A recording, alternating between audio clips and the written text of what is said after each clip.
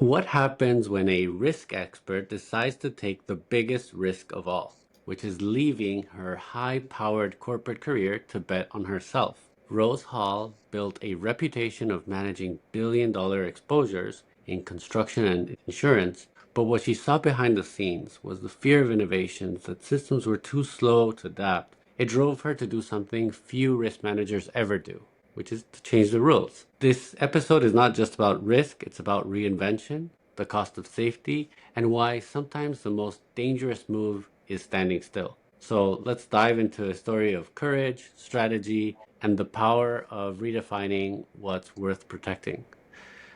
So, Rose, I'm very happy you're here. Thank you so much, Ahmad. It's a pleasure to be here, and that was a really beautiful introduction. Thanks. Well, I am a very curious person, so I'm so eager to get into it. But before we do that boardroom brilliance and where you are today, I want to go back and not to your resume, but to the version of you that shaped before you had any of these titles and accomplishments. So why don't we start with what story about risk or security did you inherit growing up? That does go way back, doesn't it?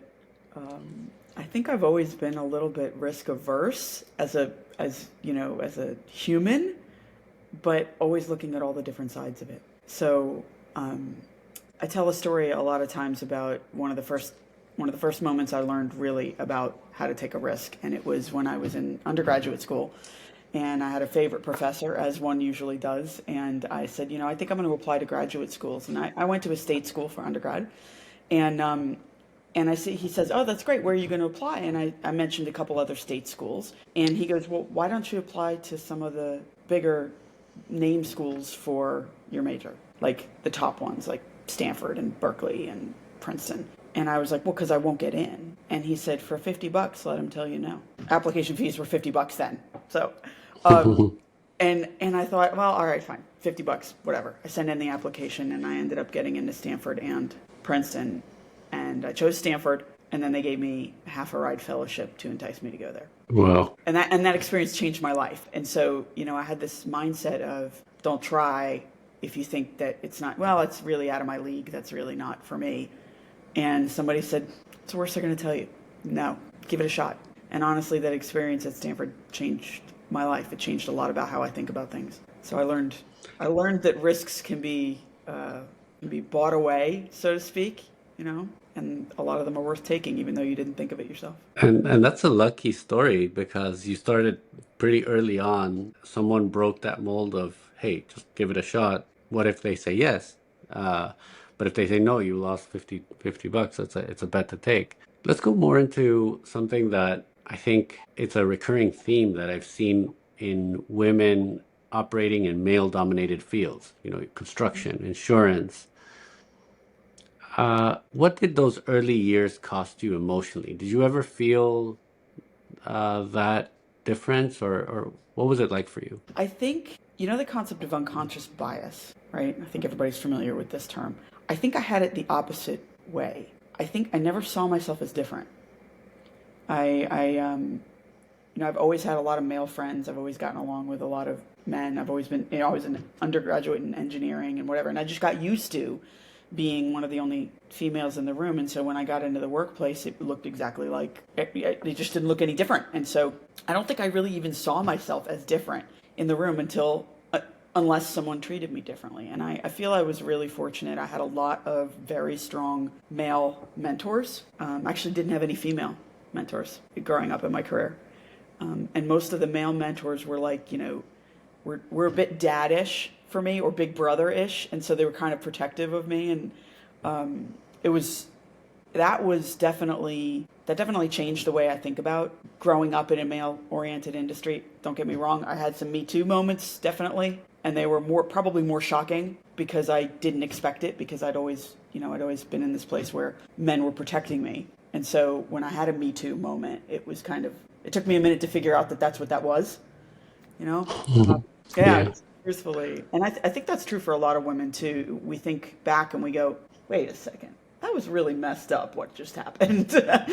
But I learned a lot from my male mentors. I really did.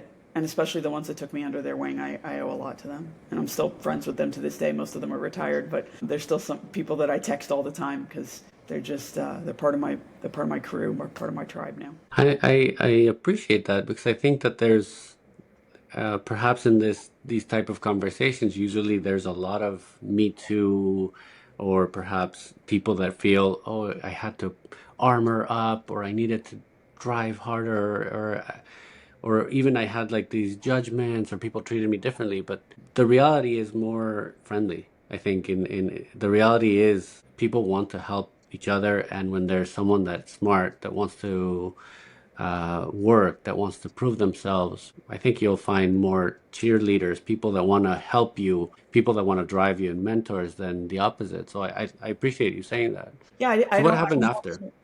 I don't walk into a room thinking, oh gosh, I'm the only female. Like I don't walk in with the attitude of what's going to happen. I don't know what's going to happen. It's me and 12 men. Like I don't think like that. I think that I'm here with, I really, sometimes I don't know. People say to me like, oh, did you realize you were the only woman in the room? And I'm like, oh yeah, I guess I do. I guess I was. I don't know. Maybe some of that is mindset. Some of that is, and maybe you manifest what you put out, right? So if I For don't sure. feel like I'm different, maybe I won't be treated different. I did a talk a couple of years ago about self-advocacy when it comes to being the sole diverse person in a room, whether you're the only female, you're the only black, you're the only male, you're the, and it starts with putting out there, like respecting yourself the way you want others to respect you. So if I walk in and I'm apologetic in my body language and I'm mousy about being sitting at the table, and I take the seat next to the, against the wall, in a boardroom, you get like the seats around the table and then there's the extra chairs around the wall. Well, if you sit there, then you're putting yourself in a position where that's how you're treating yourself. So that's how others will also treat you. I'm not saying it's all like that, but there's a fair amount of that. And they say there's some statistic that says something along the lines of women apply for jobs where they meet that only apply for jobs where they meet 100% of the criteria, whereas men apply for jobs if they meet 60% of the criteria. And they just it's like, oh well, I don't this the job description says I have to have 15 years of experience and I only have 14 and a half, so clearly I shouldn't apply, right? And sometimes we bench ourselves before we even get to the stage. That goes again to your risk move when you said, I'm not going to apply to Stanford because it's such a big school, I'm not even going to get in, and someone said go for it. I think more people need to hear that. I want to go to the moment where the corporate life pushed you to the edge. What happened? Well, I was the head of innovation. So innovation by nature is doing things you've never done before to create outcomes that have never yet been achieved, right? So everything you do by nature is brand new. And then the object of the exercise is to solve complex business problems through new methods, create new value, make that business as usual, and then move on to the next. And that's how you transform a business. One innovative idea after the next. You put it into play, and a lot of them are going to fail. But innovation is churning through ideas and finding the ones that will persevere and will elevate the business, putting those into motion and making them business as usual, and then going and finding the next cool idea. So after doing that for many years at AXA, I ran out of things to innovate. Honestly, we as most companies do, we had an organizational shift when we got a new CEO. We reprioritized our strategy, and we started to bifurcate some of our priorities in terms of like services over here and underwriting over here. And I was part of underwriting, which was a cool place to be for innovation because most innovation leaders are in IT or in operations. But being in underwriting meant I was on the sales side, if you want to call it that, right? And insurance underwriting is the top line side. So I was creating value that brought in additional revenue for the organization and put that into motion, and then it runs on its own like a flywheel. So oftentimes when you do something really well, especially in a company that you've been with for many years, I was almost a decade at AXA, you get a little bit branded. You get a little bit like, oh, Rose is the innovation person. And while that's great, at the same time, if you want to move into a different role, it's hard. It's hard, right? If you're an underwriter and you become a senior underwriter and then you become an underwriting manager and then you become there's a linear path for an underwriter or a claims professional or a risk engineer. But when you think about innovation, once you've done the thing, and you go, okay, I want to do something different, something I've never done before. And they go, but you don't have any experience in this. And you go, yeah, that's the point. It's hard to break out of that. I created something called the ecosystem for XXL. So I was like the ecosystem person, right? I looked at a couple different roles within the organization and I just thought, I want to do something different. I want to do something that I haven't done. I want to solve new problems. I want to do something I haven't done yet. So that's the main reason. And what is something that people don't understand about the insurance business that surprises when you say it? Insurance companies think way too much about insurance.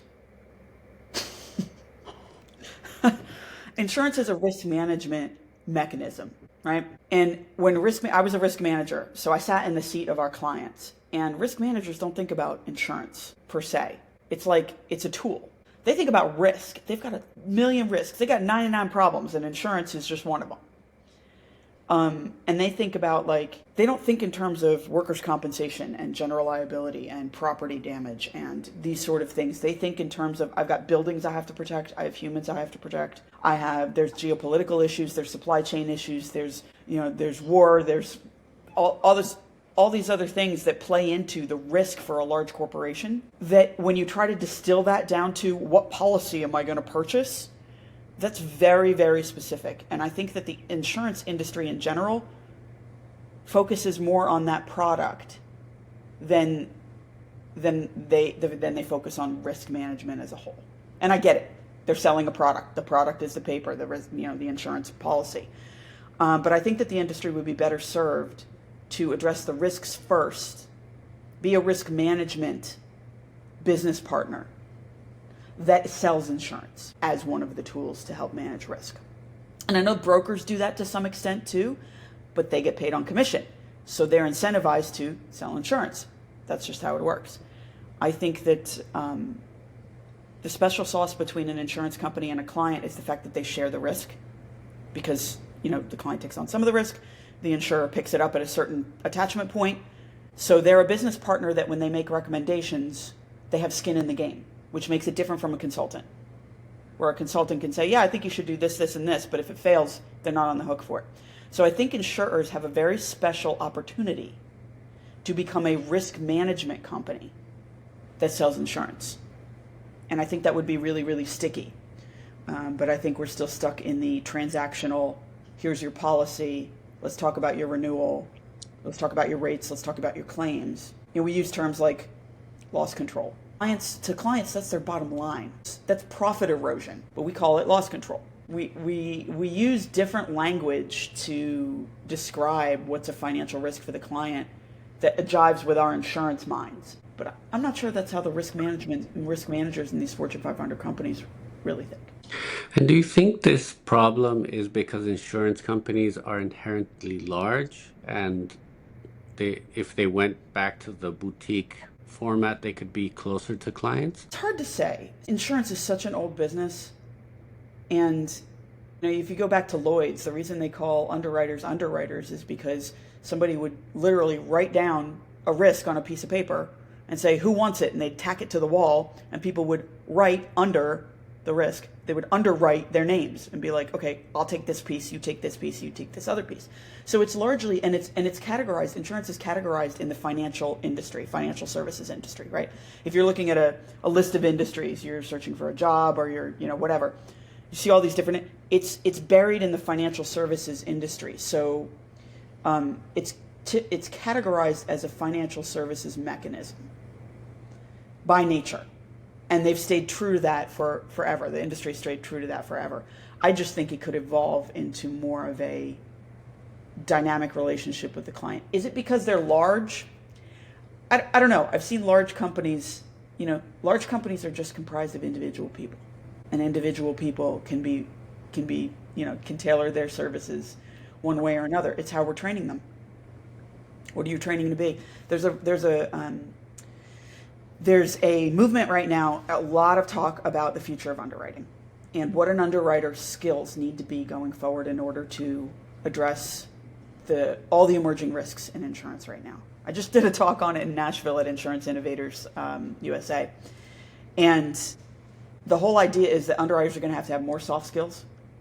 They're going to have to look at risk more holistically. It's not just going to be about rate tables, and it's definitely not going to be about historical data. What happened in the last 10 years is not going to be indicative of what happens in the next 10. So I don't know. Is it because the insurers are large? Maybe not so much. I think it's the way they're incentivized a little bit, and I just think it's the way that the industry has gone. They sell products. They sell insurance products. So I just think there's an opportunity there to evolve since risk is becoming so volatile these days. I think there's an opportunity for the industry to evolve into a different kind of business partner. For sure. By leading risk innovation at the highest levels, one of the biggest insurance companies in the world, what decision looked smart on paper but didn't quite feel right? And how do you manage that risk of, the numbers say something, but my gut feels another? What would you say to people in that type of situations that have to make that type of decisions? That's a great question. And my answer is that you've got to pull other people in who know how to look beyond the numbers. If all you can see is, if the numbers may tell you a story, but the context around it is going to be a better roadmap for what's successful, I guess. I'm not being real clear about that. If you make decisions on numbers only, you're going to lose the human element, and eventually that's going to come back at you. So I think the complexity of insurance and risk and how they weave in together is such that you really need a human to interpret the data. You can look at losses for a particular client, and you can say, wow, they're a really terrible risk. And then maybe there's just something they were not aware of. Maybe there was just something they were uneducated on. And once you give them that tool, then they become a great risk. So if you just look at the numbers and you take a pass on a client that's got a lot of loss history, are you considering the behavior of that client? Maybe they just got a new CEO. Maybe they're implementing a new piece of technology. Maybe there's something down the pike that's going to change that. Likewise, it could go the other way. But I think that if you only look at risk in terms of the numbers, then you're definitely missing out, because numbers are produced by people. I love that. I think part of the job I do is look at investments. And when we underwrite an investment, to me, I assume the underwriting is always wrong. So I need to meet the person, because the person is going to be able to go beyond the linearity of Excel, and is going to be able to see things further. And that's a great advice, to bring in other people that can assess the human and have sort of a nose for it, right? Perhaps a gut feeling that they could say, oh, what else can we do to mitigate risk? Especially when you're looking at clients. So I was a risk engineer for a couple of years, and I would sit with a client and I'd get a whole package of submission beforehand that I'd review through. And it would paint a picture for me of what this client looks like, risk-wise. And I'd start writing the report. We had to write these long reports to the underwriters on what we think the risk is in a bunch of different categories. And I would get the report started based on the package that I got. And I'd be like, this is kind of what I'm starting to think about it. And it would be in draft format. And then I'd go and I'd sit with the client for 3 or 4 hours. And I would sit with the C-suite and I'd ask them questions about about what I saw, what I read. And I'd try to assess it. Did they put their best foot forward in their paper and they're just full of it? Especially in construction, because the C-suite in a construction company may say one thing, but then you go out to a job site and you ask them, oh, are you doing X, Y, and Z that the C-suite said you were doing? And they're like, no, we don't do that here. And you're like, oh, so the C-suite's telling me that your whole company does it this way. But I go to 3 different job sites and each project manager is like, yeah, we don't do that. Well, then one of two things is happening. Either the C-suite's lying or they're really oblivious to the fact that they're putting protocols in place at the top levels that are not being implemented in the field. Yeah, So they're disconnected. you have this window to figure out, okay, who's snowing who? Hmm. And then you have to give an opinion, and then you have to finish that report and give that to the underwriter. And sometimes it aligns with what I originally thought in the submission, and other times it's like, oh no, don't touch this thing with a 10-foot pole. They look really good on paper, but this guy has no idea what he's doing. Or they just hired somebody new who's going to just change the whole thing, and what we see on paper is what they were, and this is the whole, we're evaluating it on a totally different set of parameters. It's just, you meet the people, you ask the questions, you form the connection, and then you develop that trust to enter into a business relationship with an organization. For sure. Uh, I don't know if you know about AXA's smart contract implementation that they did. I don't remember when it was, but I remember I studied this in school. It was a case where AXA implemented a smart contract for people who were traveling, and if their flight was delayed over 2 hours, automatically it paid them their claim. Yeah. And instead of having a person do it, they did it through a smart contract, and the tokenization and crypto world was super excited about this. I don't know if this continued or not, but I thought that was a incredible example of innovation. Is that where the industry is going, or is it still very human centered, and that's why it's a little bit like, where is this going? It's a great question from a non-insurance person. I love it. What you're describing is called parametric insurance. So it's an automatic payout based on a trigger that cannot be within the control of the insured. So like you can't parametrically insure your cigars against fire and then smoke them all and claim on the policy. It's conflict of interest. You have control over that trigger, right? But you can pay out on something that you have no control over, like weather, like travel delays, things like that. And what that does for the insurer is, yeah, they may pay out on some things that don't actually have damage associated with them, have loss associated with them. Like, if, for example, a parametric policy might look like, if there's hail in your zip code that's bigger than 3 inches, you get a payout. Doesn't matter if you have roof damage or not. Don't care. Not going to come out and look at it. Don't care. We'll just pay it. What that does is, and sometimes they'll pay stuff that doesn't need to be paid. There'll be 3 houses that have roof damage and 1 house that doesn't because it's faced to the other direction. But they'll pay out on everything. And the benefit of that for the insurer is that they don't have to do the loss adjustment. They don't have to do the claim. By the way, that's another word that I think is weird in insurance, claims adjuster. Like, it's very impersonal. Insurance is meant to make you whole in the event of a financial loss. When we call it a claims adjuster, it sounds like we're out there, just checking lists and being really impersonal and draconian about it, right? It's a bizarre term. Anyway, the other one I don't like is expected losses. When we do a rate analysis and we talk about expected losses, that just is beyond me when it comes to workers' compensation. So you're talking about humans and you're saying you're expecting losses, but that's another podcast. So parametric insurance is, what they do is they save on the adjustment costs, which are a significant portion of the premium. So insurance companies, the way that they're measured is so simple. It's called the combined ratio. It's their revenue. It's their losses and expenses over revenue. That's it. What are you bringing in versus what are you paying out in losses, and the expense it costs to adjust that loss and to underwrite the business. So of those two things that you can affect that affect your profitability, you can affect the losses or you can affect the expenses. The parametric insurance chooses expenses. So instead of trying to reduce the risk, you can't reduce the risk of hail because it's going to happen. You can't stop it. So let's look at the expense side and say, how can we adjust this easier without all the paperwork, without all the back and forth, without attorneys, without all this work that costs us money? Let's just pay it out. And that's probably going to be cheaper than hiring a bunch of people to actually go out there and measure the hail, right? Measure the damage.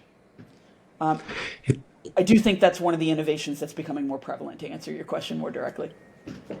No, I think it's so interesting because for the client side, it's also because there's words like adjuster, claims adjuster, you feel that they're going to change the claim.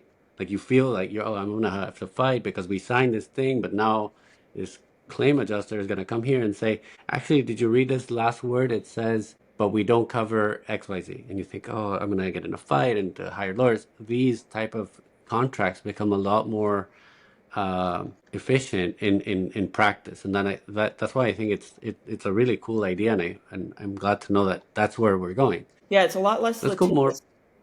Oh, I was just going to say that the challenge is that you have to find something to cover that that can't be influenced. So you can't have a parametric insurance over something that so someone suggested a parametric insurance for a construction schedule, right? So if you go over schedule by X number of days, you get a payout. And I'm like, you can't do that because the contractor has control over the schedule. So if they wanted to, they could manipulate it to go over just to get the payout. That's a moral quagmire. Right. Parametric insurance is only going to work for something over which no party in the policy has control over the outcome, over the trigger. I love it. When you left AXA XL to launch RH Business Ventures, what part of that terrified you? Oh, the back of office stuff, honestly, because what I liked about working in a corporate scenario was that I had all the resources and the back of house support to just do good work. Just do good work. My expenses are taken care of. My healthcare is taken care of. I have a Microsoft Office suite. I have like all the things, all the tools in my toolbox. I have a marketing team. I have a comms team. I have, these variety of, I have legal, like I have people I can call. Setting up all that stuff for a solopreneurship it's not daunting. I wasn't scared of it. I was just like, this is going to be tedious and annoying.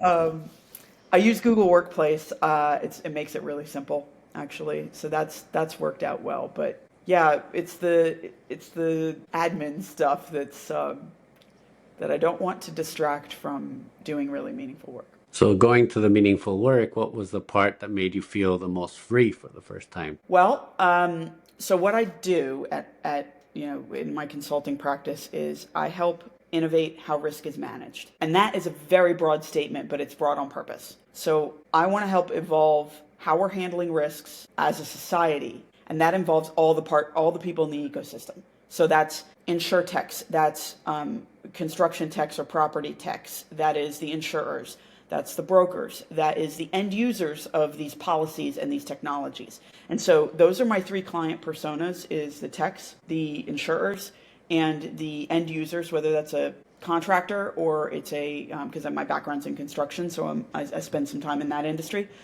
or whether it's like a Fortune 500 that's looking to protect some of the risks that they retain. But that ecosystem has to be connected. And working for an insurer, you always have to look at it through the insurer's lens.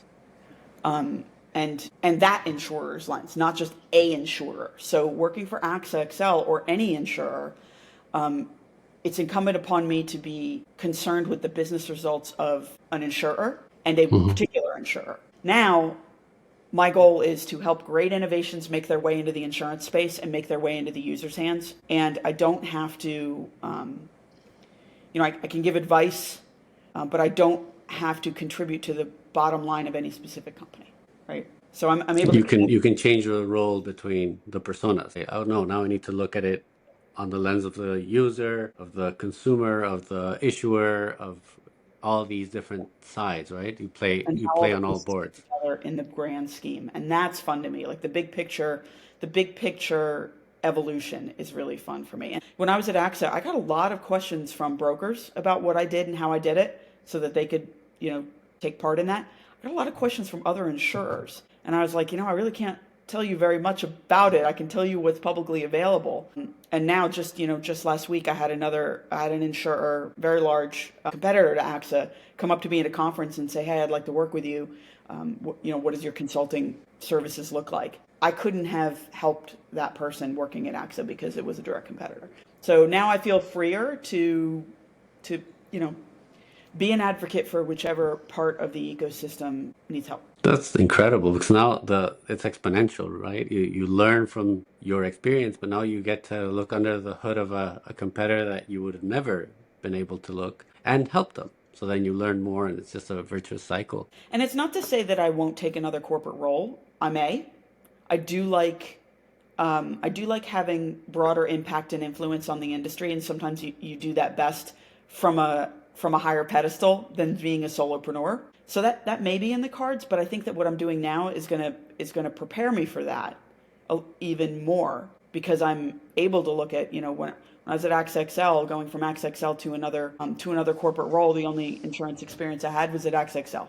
So now I have a variety of different experiences to pull from, and I'm seeing what I really love to do is solve business problems through innovation and technology. And I'm seeing more problems now just by listening, just by taking business development calls, and just learning what people's problems are and what they're looking to solve, even if they don't hire me for it. So that's all helpful in the long run. What's that? What are those problems? What is that biggest, most common, maybe blind spot that people don't know? For the insurtechs, for the technologies, the biggest blind spot is they don't know the industry they're entering in. They know tech really, really well, and they start with the features. They talk about the features all the time. And you're like, you have to start with the problem. Hmm. So, product market fit and go to market strategies is a lot of what I spend time on with the technologies. With the insurers, you talked about earlier them being, too big for their britches, so to speak. With the insurers, I find that they have resources and they have desire to be innovative, but they are fighting an uphill battle against a legacy organization, which is not unique to insurers. That's just any large company that's been around for a while. There's politics, there's complexities, there's a lot of hoops to jump through, and getting stuff done in a large company is an art. It's stakeholder management in a large company. So I find that those are a lot of the problems I'm seeing from the insurers. Don't know where to start creating a culture of innovation. Let's face it, underwriters and engineers and claims professionals and everyone that works in these sort of financial services, something really bad happens every time you deviate from the norm, right? Like, you're not supposed to deviate from the norm. And that's what makes them successful, because they find a process and they repeat it and they do it over and over again. And, you create a successful company, but innovation is about challenging that norm. And so it's counterintuitive to what people in large corporations are trained to do. So it's very hard to innovate in a large company. As a matter of fact, I'm part of a group called Innovation for Large Organizations. And that group exists because it's so hard to do. But the people in that group are really dedicated to it. And they are innovation leaders from Fortune 100 companies banding together to figure out how to move a big rock. I I uh, I consider I am an entrepreneur, so I think when there's A to Z, I look at how to get there, skipping all the letters, and that's how my mind works. And as an entrepreneur and then an investor, I thought I need to find ways to do it better than the big boys, how they've managed money in the past, or how they do their due diligence, or how they invest. And I thought there was so many things that were antiquated that I could innovate. And to my surprise and perhaps disappointment and failure, because once you start to try something new, you learn why they do it that way. And then you're like, oh my God, they're not, it's there for a reason. So I agree with you that knowing first why something is done a certain way is better than saying, I think there's a better way. Because if you do it, it'll cost you more, instead of being like, oh, I know this industry inside out, now I can innovate. Yes.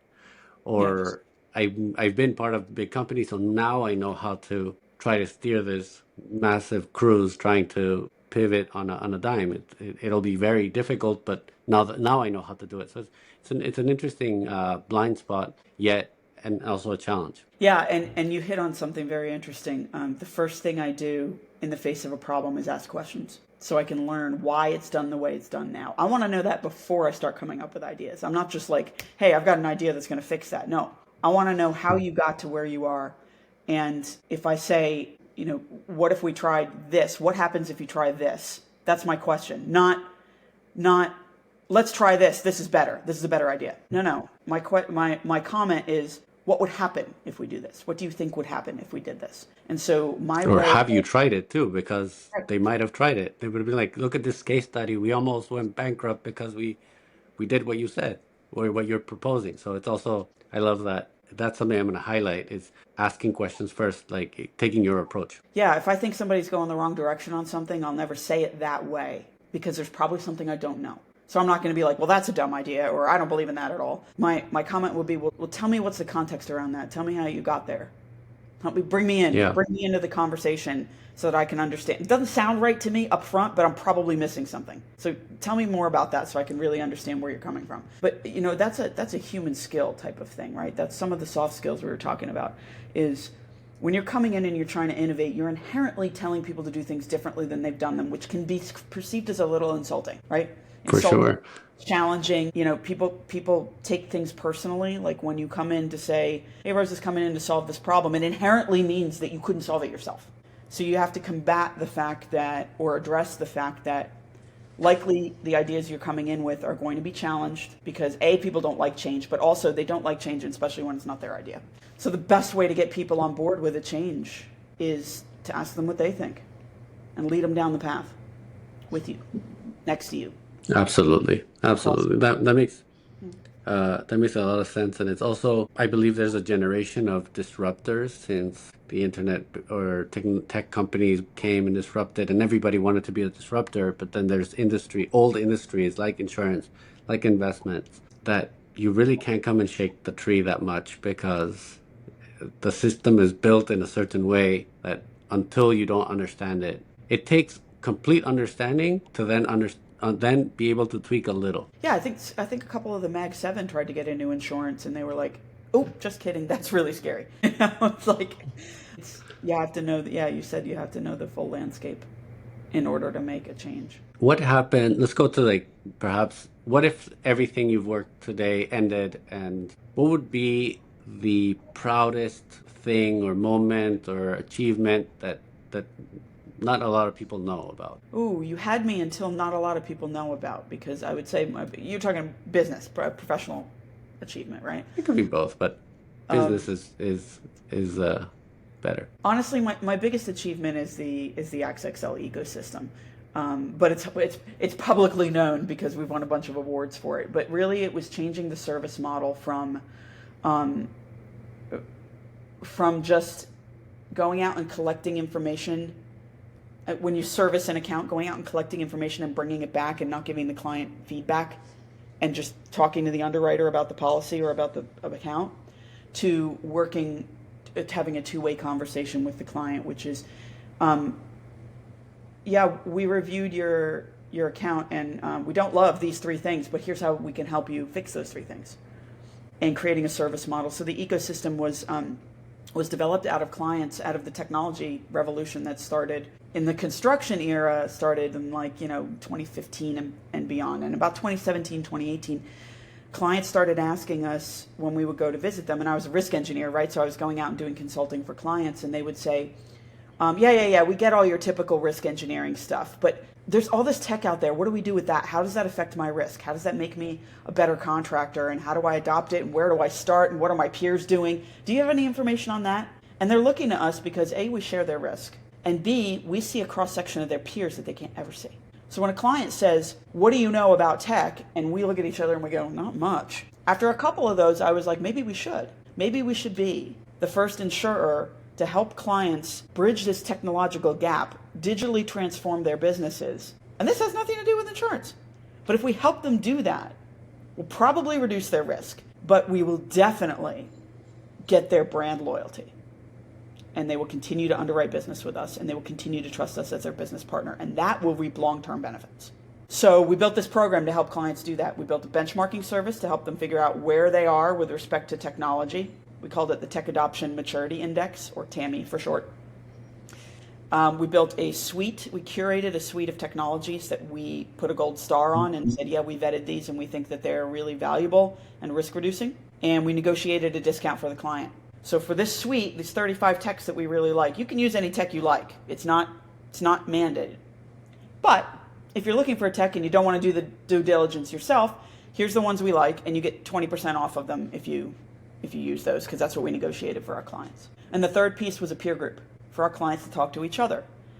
I have an abundance mindset, not a scarcity mindset. I don't want to be the middleman controlling all the information. I want to be the facilitator and bringing everybody together so that everybody can share the information with each other. So I created a peer network for the innovation leaders in construction. So those three things we called our ecosystem, our innovation ecosystem. And I created that with the help of my executive sponsor, Gary Kaplan. And we created that in 2018, 2019. We did that for 3 or 4 years in construction, got it to business as usual. And then the chief underwriting officer for the Americas said, What you did in construction was really valuable for the business, for our clients, for our reputation. Can you expand that and scale it to the rest of the businesses in the Americas? So that was Wow. 9 other lines of business: property, casualty, environmental, and the marine, terrorism, fine art, and a few others that are design professional. I always forget a couple, but aerospace, that's the other one. So we did that, scaled that out, and we were able to quantify the amount of business we obtained, retained, or cross sold as a result of these additional programs that we didn't charge clients for. So I was in the process, going back to our original, or the beginning of the conversation, I was in the process of trying to transform AXXL as an insurer into a consultant that insures. And that was the first step of it. So we scaled that out, and that we won a couple of awards from Business Insurance and Celent and EMFA Accenture. So that's the thing I'm most proud of. And it's very important to understand, and I see why you got those awards, because from the consumer side, a lot of people feel the insurance is a necessary evil, that thank God it's there when you need it, it's terrible when you don't. It's like the worst investment you can make because, it's just taking money from you and no value back. But when you have this ecosystem and a source of value and a source of, like you said, consulting and multi-layered and multifaceted, it really brings like, oh, I want to work with someone like that because I get more value than what I'm I get free paying stuff. for. Yeah. Everybody likes free stuff. Exactly. Yeah. What future bet are you quietly making? Maybe perhaps on your side, on yourself, or in the world? Sure bet. I want to see insurance and risk management come closer together, but also the focus on risk. A lot of people, when they hear the word risk, they think, how do I get rid of it? Right? Oh, I'm going to buy insurance for it. I'm going to contractually transfer it to somebody else, or, some of it I have to retain and manage myself. But generally, I'm trying to get rid of risk.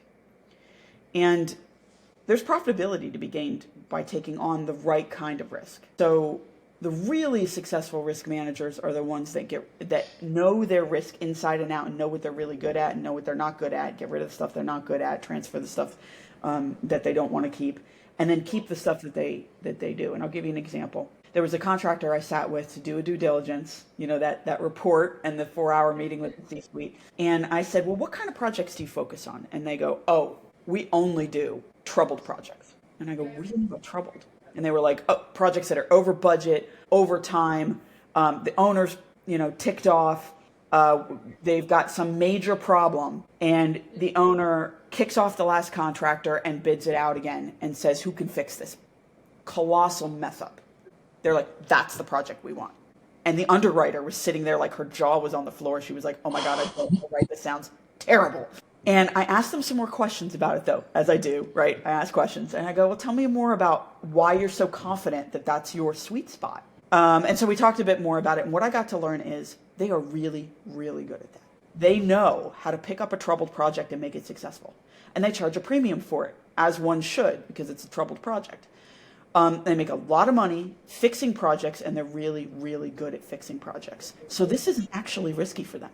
This is their bread and butter. So I wrote that in the report to the underwriter. I said, I think we should write their business because they're doing something every day that you and I might think is risky, but to them, it's table stakes. It's like, it's easy peasy, and they're charging a premium and they're making a lot of money because they're taking on a risk that is very well calculated. So it's not always what you think, right? Sometimes the risk can be the profitability driver. Sometimes the risk can be how you grow. So I think what I would like to see, or what I'm excited to see, is a shift in the demonization of the word risk.